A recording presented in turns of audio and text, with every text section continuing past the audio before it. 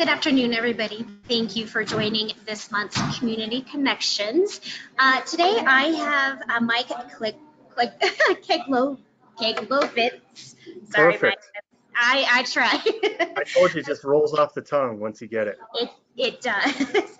I have him with us today. He is with ColoradoABLE, and in a few minutes he'll be doing a presentation, but I just want to share a little bit about him and his background. He actually attended Allegheny College, and he earned a bachelor's in arts in environmental studies. He worked for nearly 8 years at the Colorado I Have a Dream Foundation, where he mentored students and helped them graduate from high school.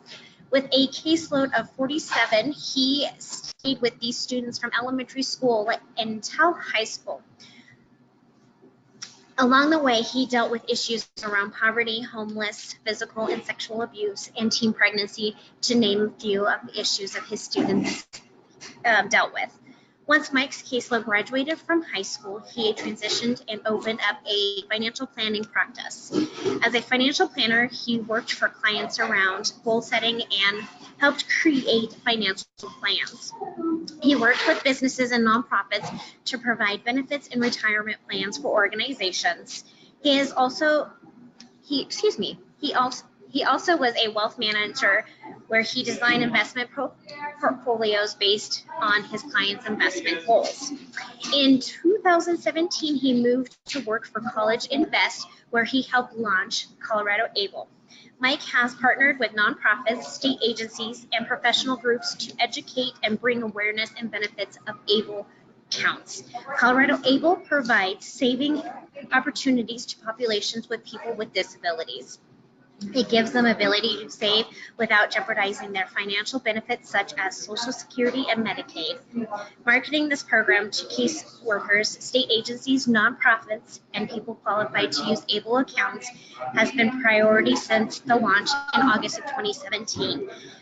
In Mike's free time, he enjoys skiing with his family. He has a wife named AJ and a daughter, Violet, who is 7, and a son, Cooper, who is 5.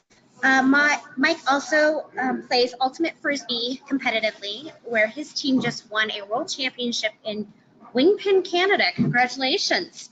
And we have a little fun fact as well. He kind of just told me before we started that the logo that you guys are going to see in just a few minutes, the guy actually works next door to him, and he actually designed the ABS logo as well. So that's a pretty famous logo. So Mike, you can go ahead and take it over when you're ready. And welcome. Thank you for joining us. Thanks so much. Can everybody see my screen? No, we cannot yet. Okay. 1 second, we'll get Devin to help us out, and it looks like it's up. Awesome. Okay, again, so my name is Mike, and today I'm going to be talking a little bit about ABLE. If anybody has any questions, I think you're on listen only, but Yes. I guess save those till the end, and I can answer any questions that people might have. And I forgot to mention that Sarah Ingalls, our CEO, is actually going to take over after the presentation with any questions or answers. So be prepared to have some questions for Mike, and Sarah will be able to help you out with that. Awesome. Thank you. Thank you, Ashley. Thank you. So to start off, the very first, when I first started working at ColoradoABLE, I had this young lady that her name actually was Sarah, that was calling me a couple times a week, and she was developmentally disabled, and she kept asking, Mike, I'm just curious, when is ABLE going to be launched? And at that point, we hadn't established a time frame, but she was really enthusiastic about ABLE accounts. And so finally I asked her, I said, Sarah, you are so excited about ColoradoABLE. I'm just wondering why. And she proceeded and she said, look, my whole life I've been living where I have not been allowed to save money. I've had a joint account with my parents where they see everything that I do. And this is the first time that I'll have independence in my life where I can save for something that I can save for. And not have people that are prying and looking and doing that. And that's one of the big things about what an ABLE account can do. It brings the opportunity of savings.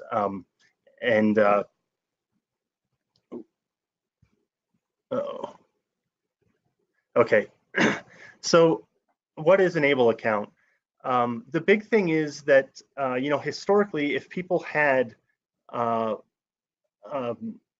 if they had SSI or Medicaid, and they had over $2,000 in a savings account, that they weren't eligible for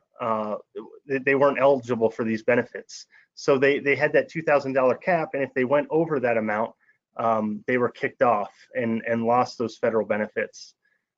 Any money that ends up going into an ABLE account is not included in there. It is exempt from that calculation that SSI or the Social Security Administration uses to qualify for those ABLE or to qualify for those federal benefits. Once money's in there, it grows tax deferred, and people also have tax-free access to that money as long as it's going to qualified disability expenses. And I'll talk a little bit more about what some of those expenses are.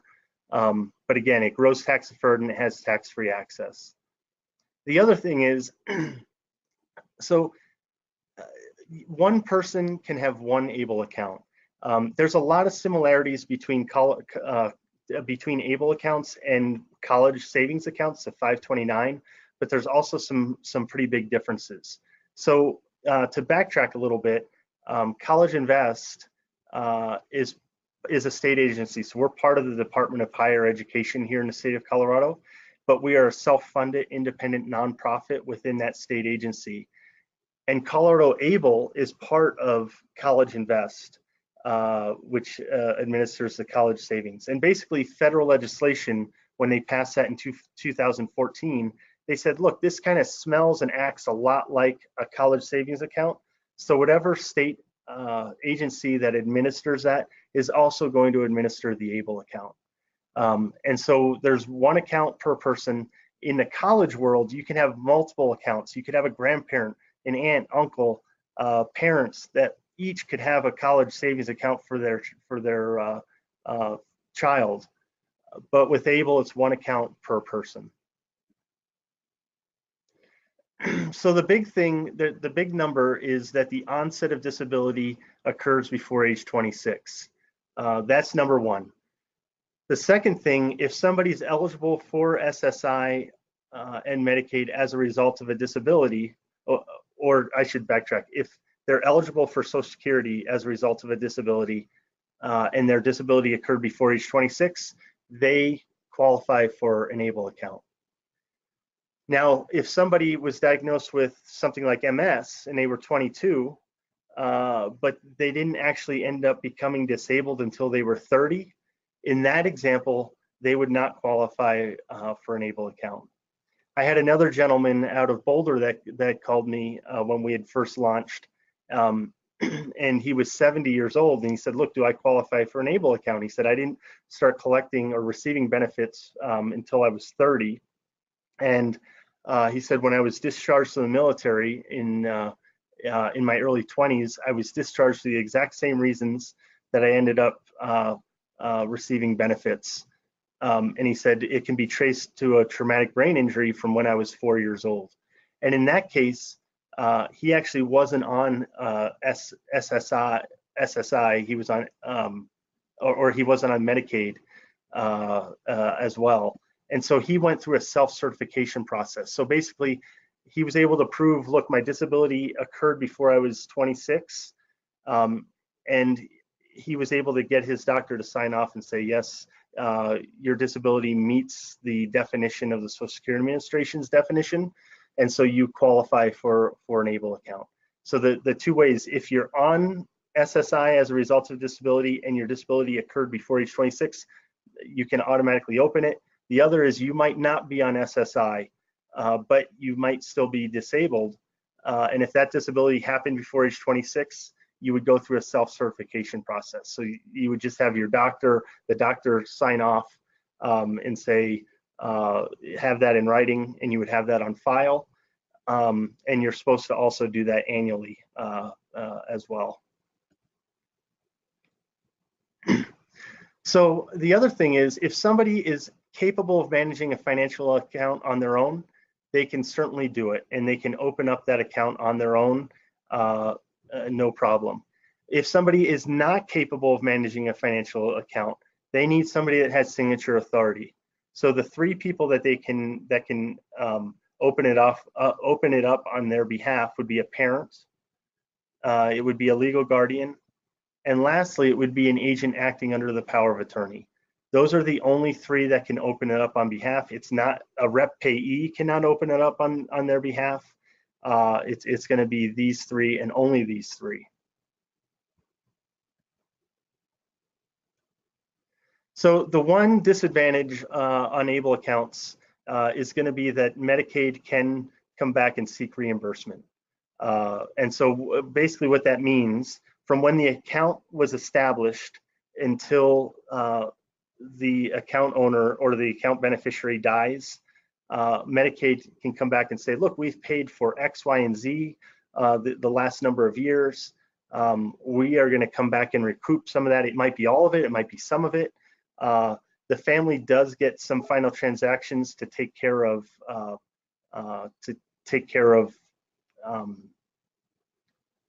final expenses, to take care of any other outstanding disability expenses, would also be able to be covered.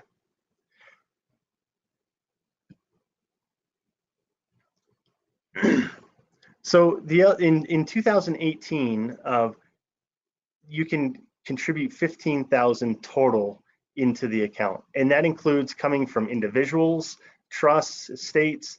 It can be that individual that's working, family, very flexible where the money can come from. In 2019, it's changing a little bit. You can do the $15,000, but if somebody's also working, they can do an additional whatever they're working, whatever they earn from wages, up to $12,060. So they could do just over $27,000 into an ABLE account. But they, again, if they only earn $5,000 in wages, they would only be able to do $5,000 on top of the 15. So that's just something to keep in mind. Again, this is different from college savings, where you could have $15,000 from grandparents, and aunt and uncle could do another 15, and parents could do money. This is different from that. This is collectively 15, and then next year, if somebody's working, just over 27,000. Okay, so the qualified disability expenses, they're very broad, very general, which is a good thing. People that can open up ABLE accounts, they can use it for a lot of different stuff. They can use it for education. They can use it for housing. They can use it for transportation or assistive technology, or if they need it, vehicle modification, prevention and wellness. So there's a lot of different things. If somebody wants to go on vacation, they could pay for it out of their ABLE account. If they needed a caretaker to go along with them on that vacation, they could pay for that caretaker. Now, if they wanted to take their whole family, that would not be considered a qualified disability expense. The individual needs to benefit specifically from that. So if they wanted to sign up for a bowling league, or if they wanted to go out to eat, they can pay for those things out of an ABLE account. Again, going to the restaurant example, if they wanted to buy food for themselves, great. If they wanted to buy food for everybody at the table, that would not be a qualified disability expense. One more example on that would be if somebody lived in a group home and they wanted to have cable TV, that can be a qualified disability expense. The TV or the cable would have to be in their room where they are specifically individually benefiting. If it was in a common space, in a group space, living room type of setting, that would not be a qualified disability expense. One big difference with this with special needs trusts, so special needs trusts, there's first party trusts and there's third party trusts. First party trusts is, for instance, if somebody was in an automobile accident, they were 20 years old, broke their back, and were in a wheelchair, and they got a settlement as a result of that, they might open up a first party special needs trust. So that means it was money from that individual going into that trust. Medicaid can come back in a first party special needs trust just like they can with an ABLE account. In a third party special needs trust, that's where money's coming from an aunt or an uncle or a parent and is set aside for that individual. In that example, the state cannot come back and recoup that money. Once that individual would die, that money could go on to other people in the family that it would be earmarked. The other big difference with this versus a trust is out of a trust, you cannot pay for housing, whether it's rent or a mortgage, and you also cannot pay for basic living expenses. So a lot of people that might have a special needs trust set aside for their family member might also open up an ABLE account, and they may transfer money over into the ABLE account so they could pay for things that wouldn't qualify in that trust. The other thing is there's also an age limit with trusts. So that example of the gentleman from Boulder, he was 70. Once you're over age 65, you cannot open up a special needs trust for somebody. But an ABLE account, you don't have a limit. You can be one up to, there's no age limit on the high end. So there's some flexibility that people have with an ABLE account.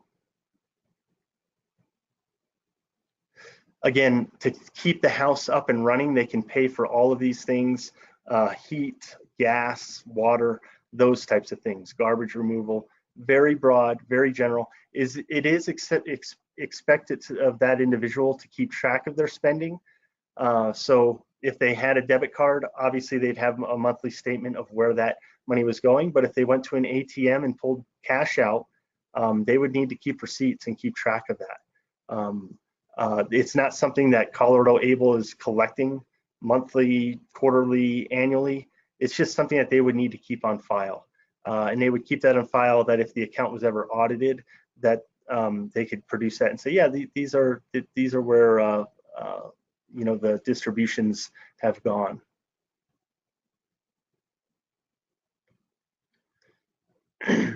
So the other thing is, if an ABLE account exceeds 100,000 in value, SSI benefits are suspended, and if the account fell back below 100,000, those SSI income would start back up again. But the thought is, if somebody is able to save that kind of money, that they've probably been working some and putting money away, and that their SSI was kind of diminished as a result of that. And they have to be very intentional of going beyond that. We would ask them if they got to around 90,000 with that, if they wanted to go beyond 100,000 or not. We certainly don't want somebody to lose their benefits as a result of that. But the other thing is that no matter what the value of the account is, Medicaid benefits do not go away. So they would continue to have Medicaid benefits regardless of the account value. So the other thing is that there's a couple of different investment options, and the ABLE account is set up in two different ways. The first option is going to be invested in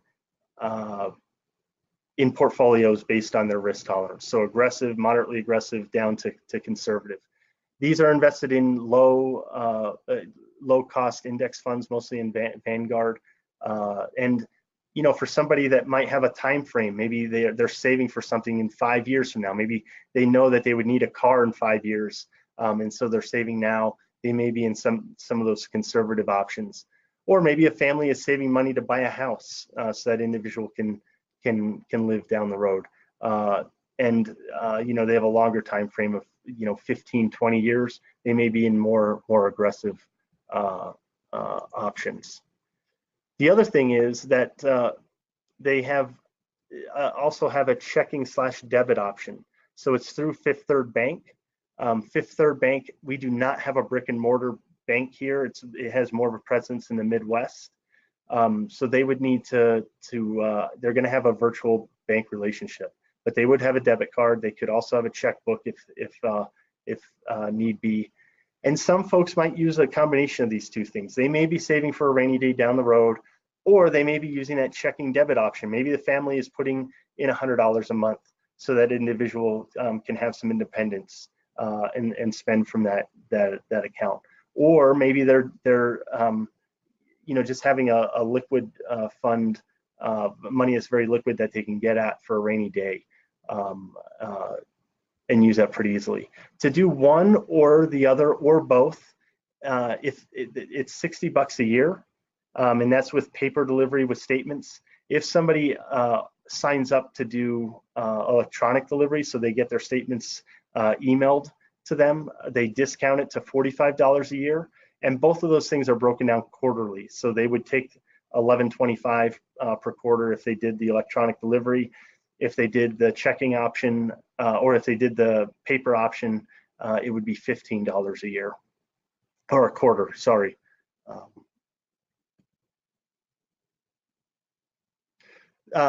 So the other thing is, if they have an average monthly balance of $250, or if they sign up for that electronic delivery, they waive the $2 a month that Fifth Third would charge for the checking option. So again, these ABLE accounts they're not a wealth transfer tool. They're not something that you're accumulating funds to transfer to other family members down the road. It's really designed for that individual to use it, that family to use it, to pay for things that are going to make their lives better. Or the other thing is, a lot of times you hear that somebody buys a TV at the end of the month because they needed to buy a big ticket item so that they could continue to stay eligible for their federal benefits. ABLE is a great example of a place where instead of buying those things that they may or may not need, they can put that money away and save for something intentional and save for something that they really want or need down the road. So to sign up, they cannot walk into a bank or walk into a place for enrollment help. Well, they can get help, but they can't open up an account in that manner. So the first is they would go to the website, ColoradoABLE.org. They would read the disclosure documents, and then finally they would have this information on hand. They would have their Social Security or tax ID, date of birth, permanent street address. Obviously, if they were doing the email delivery, and then if they wanted to connect a checking account or a savings account that they would transfer money over, they would need to have that information as well. And for enrollment help, this is the customer service number that folks can call to get questions answered. And then we're also partners with Colorado Fund for People with Disabilities. They are an organization that helps with that we were talking about, first and third party special needs trusts. They help with that, but they also give free enrollment assistance as well. So they're a great resource. Especially I get calls all the time where somebody says, look, their grandfather passed away and this individual is going to be getting $50,000. We're wondering if we can use ABLE. And my response is, well, they can use part. They can put the 15 in, but then there's still another 35,000 that would make them ineligible. Colorado Fund is a great place to answer questions like that. To maybe that portion they do put into a third-party special needs trust for that individual as well. Colorado Fund, again, free enrollment assistance, but they can also fill in other roles for that individual. If they needed somebody to act as a power of attorney on the account, or if they needed help with budgeting or to keep track of expenses or selecting the investment options, Colorado Fund can also help out with those. They have different membership levels where it costs some money to do those, but they can help in other capacities as well. You can see their contact information. Again, they're really good at helping, especially those examples where it's not as straightforward with it. This is my contact information. If anybody ever has any questions or wants help, I can definitely help out in those areas. The big thing with ABLE, again, it doesn't help on the income side. So if somebody's working and has income, it doesn't help on the income. It helps on the asset side of things. And so it's a great resource to have for families that are always concerned that they have 1,800 or 1,900 in an account and worried that that it's going to go over the 2,000 and they're going to lose benefits. And ABLE is a great solution for that. Going back to the idea of Sarah, when she said that this is the first time in my life that I'll be able to save for something that I really want. It's really exciting to be able to bring this opportunity to families here in Colorado that never had this possibility before. So Sarah, are you on? Are you able? Do I have to change you as a presenter, or are you? No, Devin unmuted me. So, hey, thank you so much, Mike, for being here. I want to tell everybody. I mean, when I first met Mike, we were at a elder law retreat, and it's always interesting to see other presenters and vendors there, because it really is about the ability to say, how do we all help this group? And so when you think of elder law, trust and estate, different things like that, I do want to recap a couple of things, and I have a couple of questions. One of them has nothing to do with what you presented on, but you developed the logo for the abs. Is that what I heard Ashley say? No, so it's my coworker who's in the office right next door of mine. He did develop the abs logo, and he works here at College Invest and does all our materials. And how fun! Yeah, pretty cool. He's a really cool guy. Yeah, that is really neat. I was like, you never mentioned that when I first saw you, so I was going to tell you, start leading with that, because that's pretty neat. So I had a couple things I just wanted to have you recap, and then Devin, we can open it up for conversation. But obviously, that's a lot of information, and I would just highly recommend to anyone listening on our cast that if you have questions, please don't try to remember all this information. That's why we have experts like Mike. Just call and let him do his thing just like we do ours, because a lot of times when we try to start remembering all of these details, we just can't. And so we might give someone wrong information. So I just want to lead with that. Whenever in doubt, just refer over to them, let them take it. But can you tell me, just recap that it was 15,000 total, and that in 2019 that's changing to just above 27,000, but I understand it's also part of your salary piece. Can you just recap those numbers for us real quick? Yeah, definitely. So a number I didn't give, so the total contributions at this point is 400,000. So the account could grow to $1 million, but over the course of time at this point, 400,000 in contributions into the account, and then annually that's broken down to, you can do 15,000 per year. Next year it's 15,000 plus 100% of the federal poverty limit. So it goes, gotcha. And that's where it depends. If they only make 6,000 for income, they can only do 6,000 additionally on the 15. But up to 12,060 on top of the 20, or on top of the 15. So it takes it to that makes sense.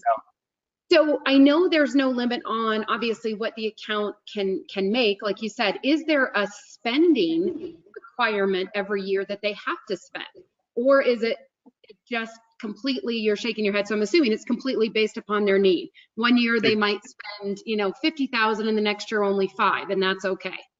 Totally. Yeah, I mean, it's totally up to how they're going to use it. I could see some families, if they have a young child that they know is probably going to need supplemental income or lifestyle down the road, that they might save like they would a college account. And if that kid goes to college, they could use it for that. But if he doesn't, they could also buy a house or help with those types of needs and have it long term. Or maybe they wait until the person's in their 30s or 40s.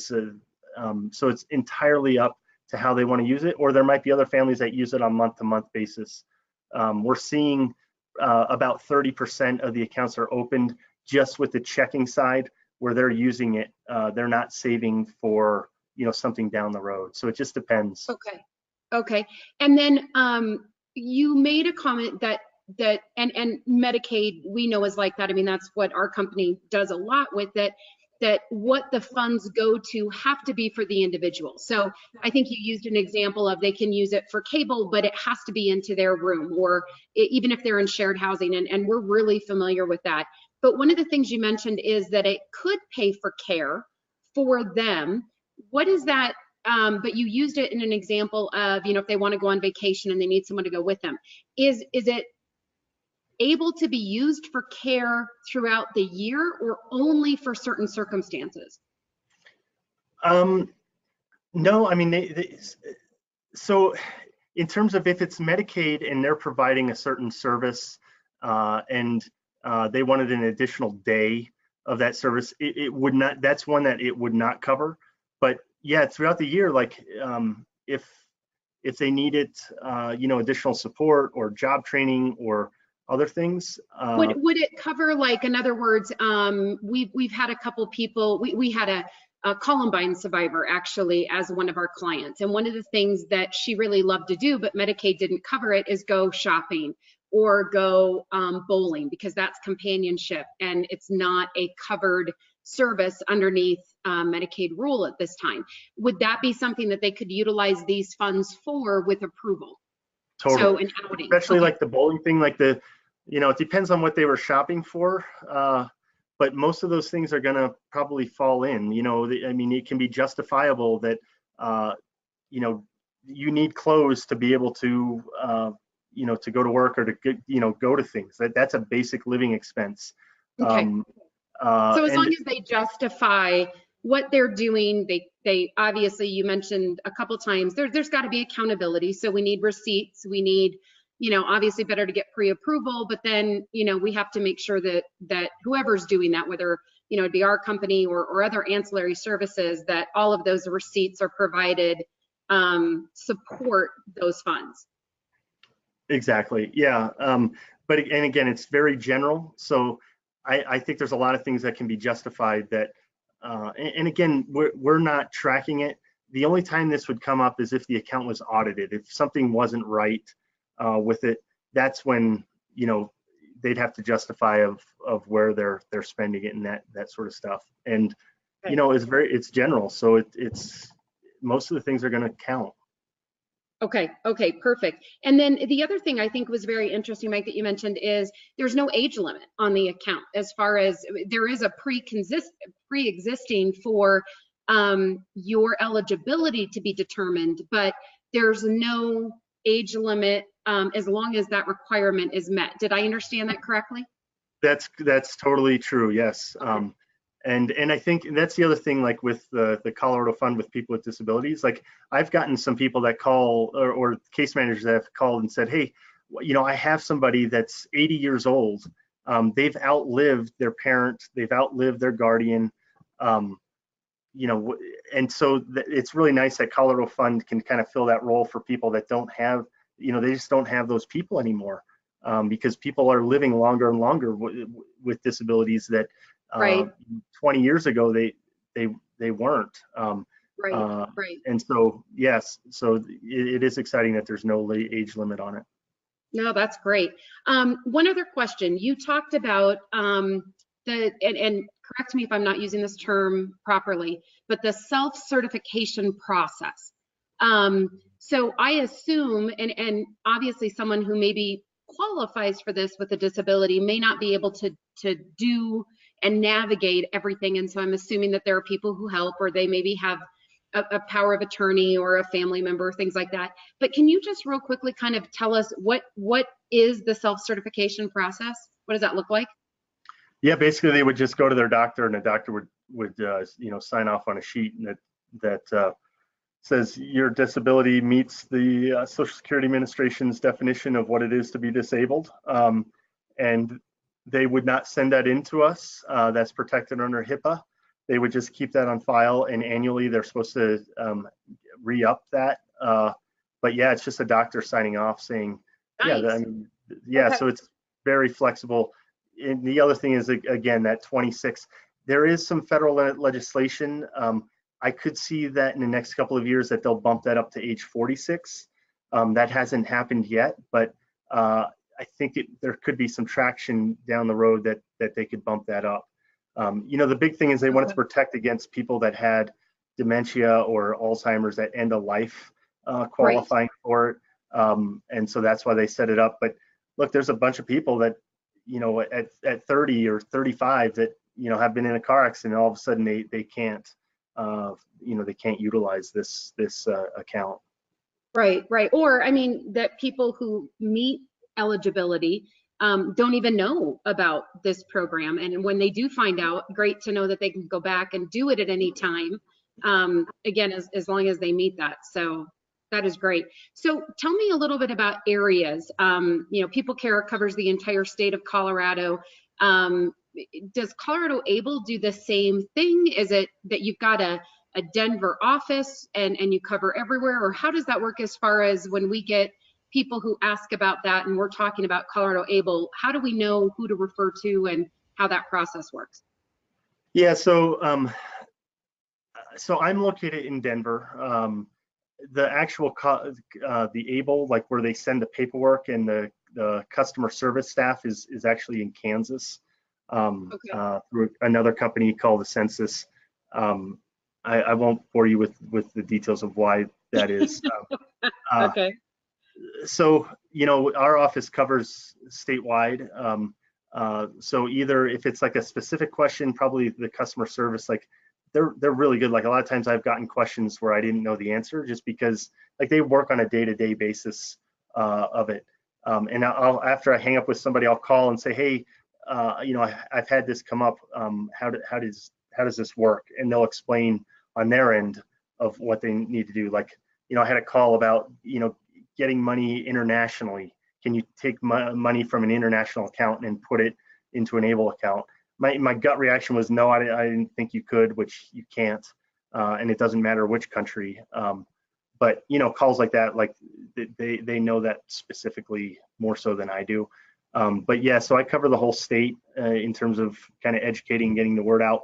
People can call me anytime. I get case managers that are calling me all the time saying, hey, I have this individual that wants to open up an ABLE account. Like, what do I need to do?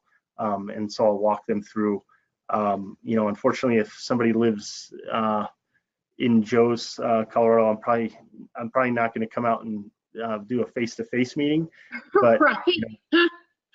But you could do a phone call, right, or something like definitely. This, where you could do a FaceTime or a screen chat, or okay. Yeah, and if there's a couple people, like I'm always available to do webinars or phone conversations. There was a couple of organizations on the Western Slope, one of the Federations of the Blind, that meets in I think it was in Grand Junction, and I called into them and gave a presentation, mostly over the phone, with organizations like that. So that's great. I'm sure we're going to come back to you numerous times to give more presentations like this, because it is something that obviously we see a huge need for what we do and our clients. I mean, birth to death, we see all types of things. If you were going to give your elevator speech and talk about, really who can benefit from this, which I know you already did, but just to kind of recap, I mean, would you say really anyone that meets eligibility, you would encourage to have them set up this account, even if they don't max out that contribution every year? Totally. And to be honest, I think a lot of the people are using it on that month-to-month basis. Like they have, an extra $100 a month that would put them over that limit. They can put it into an ABLE account and utilize that. And again, if somebody has a special needs trust, that's great.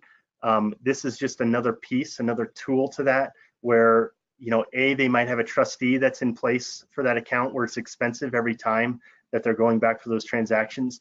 You don't have a trustee on an ABLE account, which it does make somebody a little more susceptible to it. I mean, that's one of the reasons that it's limited on who can open it up. Like they might have a grandparent or a neighbor that is really helpful, but in terms of managing a financial account, like right doesn't also be taken advantage of, but ABLE is a pretty low cost opportunity for folks to be able to utilize it.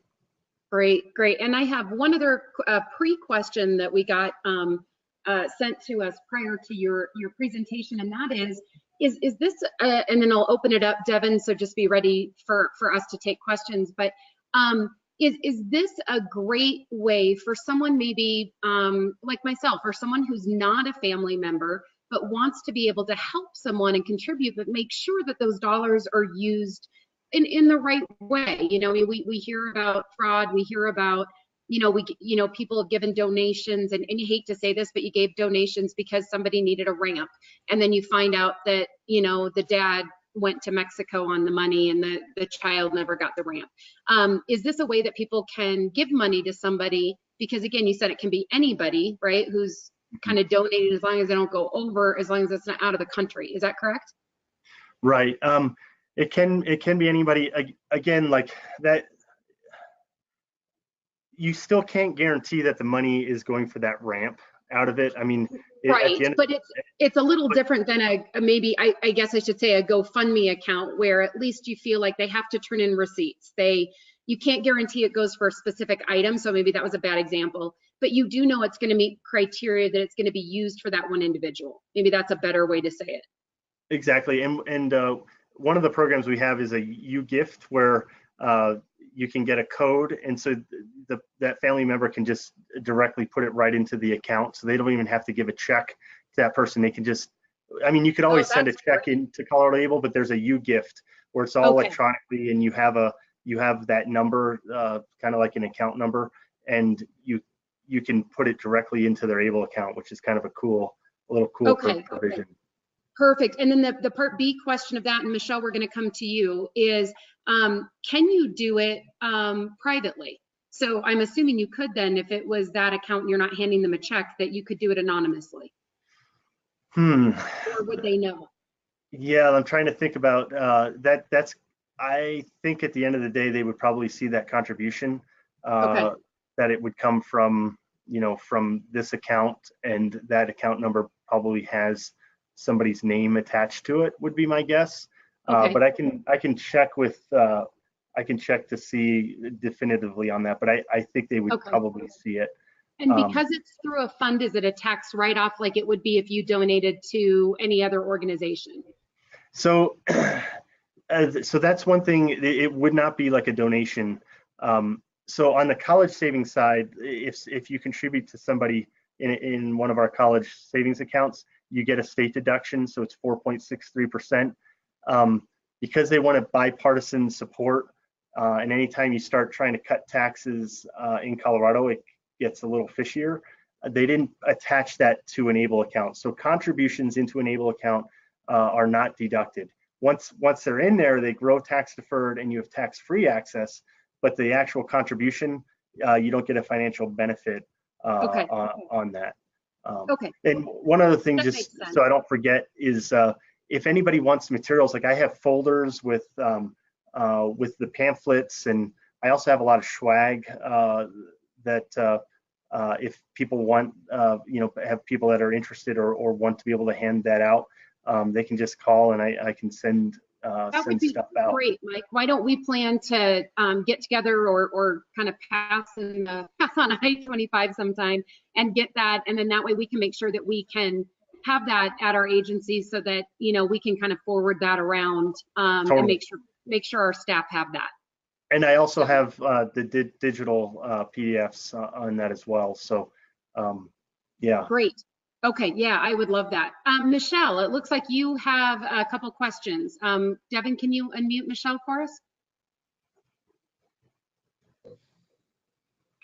Hi, Mike. It's nice to learn more about this wonderful tool for everyone.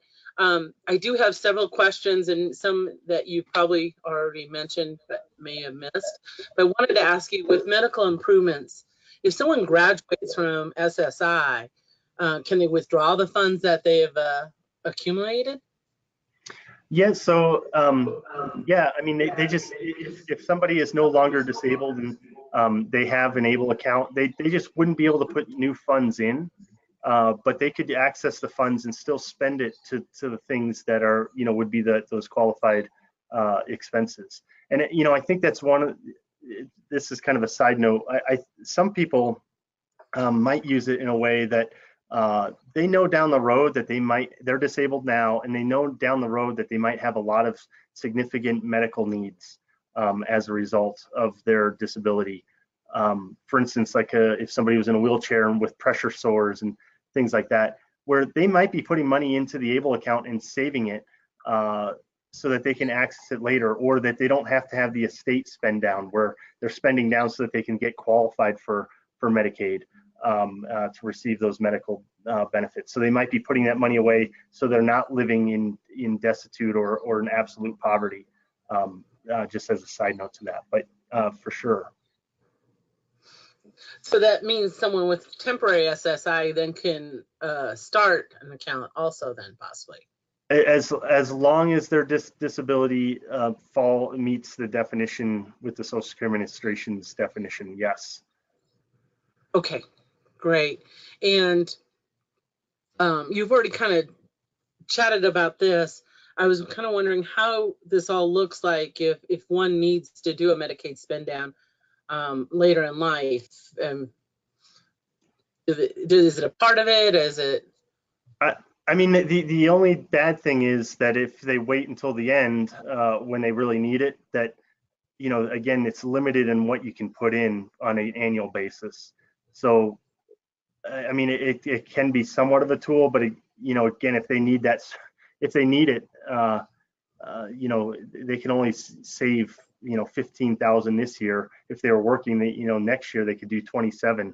But typically they have, bigger needs than that. And it's just like anything else. You can't wait until you need it to utilize. You can't put it into a trust when you need the service a year from now. Like there'll be a look back with that. With ABLE, it's a little different. That you can do it. You're just limited on how much you could benefit from it if you wait.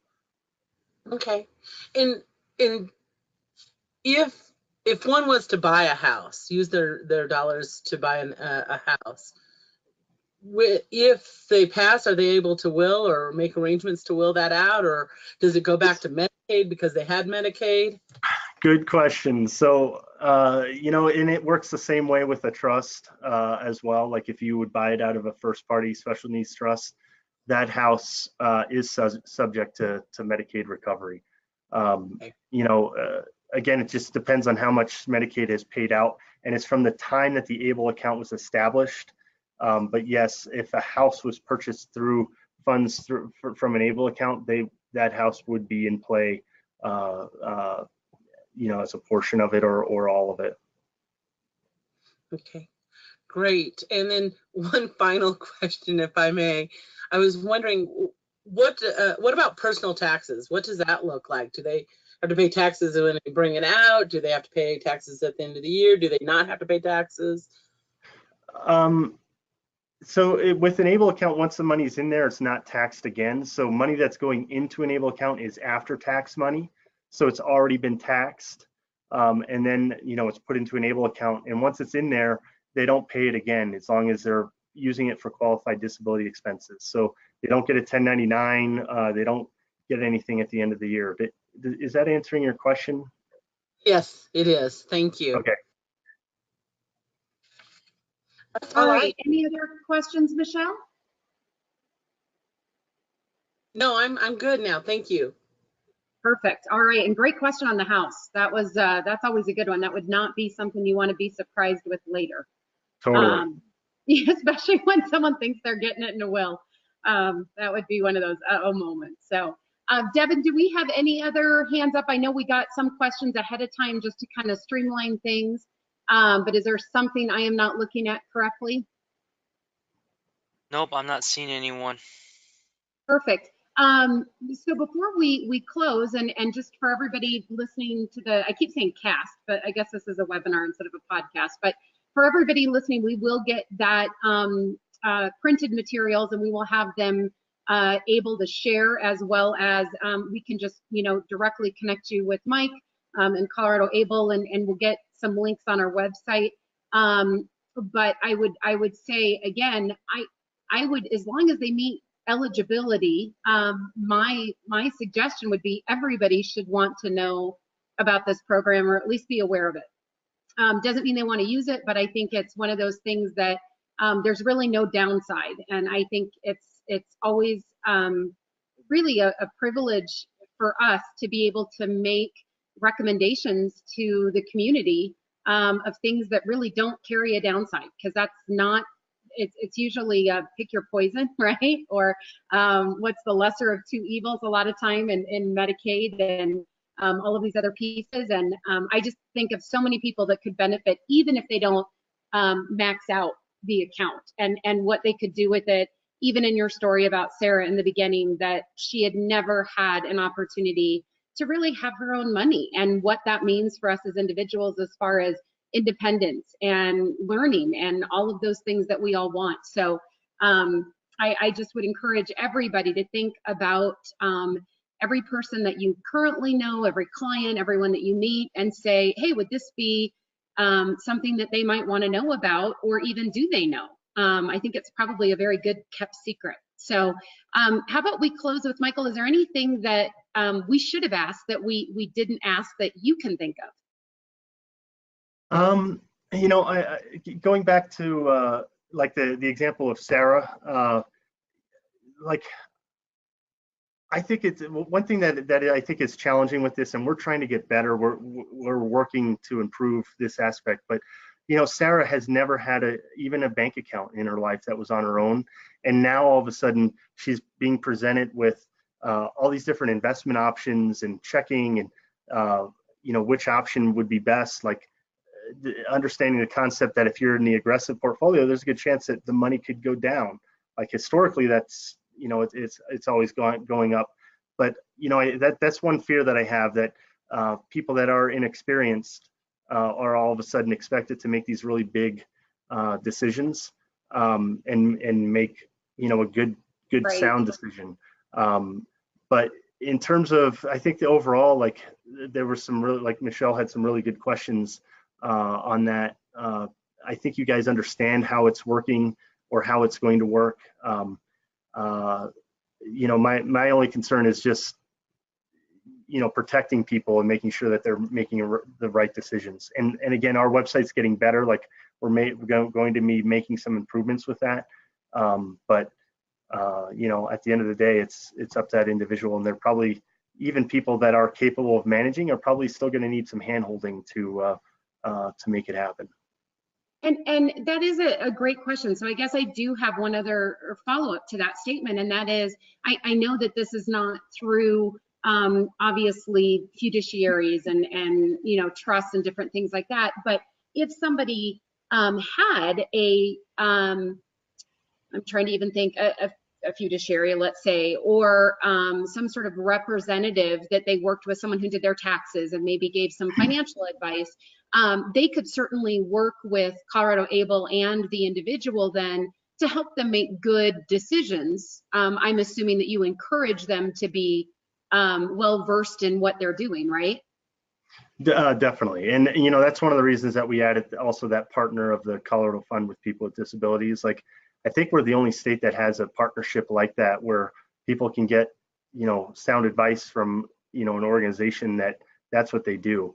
But if somebody's getting, you know, receiving those services or help from somewhere else, like, I think that's great. Like we're all for that for sure.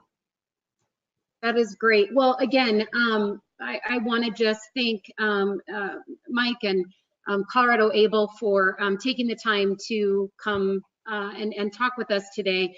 We look forward to giving lots of much needed people some independence and some control in their lives. And what a wonderful program. And like I said, I am sure we will have you back numerous times at different things that we do, because I think it's just such a great program. And last minute plug, if you are not doing anything on Saturday, we have one of our annual trainings in Aurora. Our keynote speaker is Michael Kutcher, who is Ashton Kutcher's twin brother, who was born with CP. And we would certainly make room if you want to stop by and You know, I'm actually going to Albuquerque for the balloon festival this weekend. Fun. That's more fun than, well, I don't know. He's a great speaker. So more fun in a different way. Let's put it that way. But Wait, are you going to have that videoed by chance? we will. Yeah, we can certainly show that to you. And I was going to say, if you can arrange, I know Ashley's on her way over the mountain maybe we could arrange for either you to hook up with one of us before then, or drop it off at our office in Aurora. If you've got some flyers and some giveaways or things you want to do, we could certainly even put that out on Saturday at that event. So we'll make sure we keep in touch. I could do that. The only availability is tomorrow. I could do it tomorrow before noon. I'm getting on the road like at 12:30, but I could totally drop stuff off. And is that the Parker office? Aurora. So I live in Peoria, and I can just text you that address if you want, Mike. Awesome. And if it works for you to drop it off, great. If we need to kind of hook up and connect, one of us can figure out how to get with you so that we can get that to the team. And again, how many people will be there approximately? I think we're expecting about 120 at that one. Okay. So, and again, we can just, even if we put some things out for folks to read while they come through and answer some, some general questions, or at least let them know it doesn't necessarily have to be where everyone takes something. It can just be more about, hey, here's some information you might want to know. And we do a lot of stuff where we take photos with our phone and then kind of go back and do some work. So we can work that out, but I'll text you and we can figure out how to do that. So awesome. Thank you so much again for being here, and please give my gratitude to your company for the time that they've allowed you to spend with us, and we look forward to partnering with you from here on out. Awesome. Thank you, Sarah. Appreciate it. All right. We'll talk soon, Mike. Thank you. Thanks, Devin, and thanks everybody. Have a great afternoon.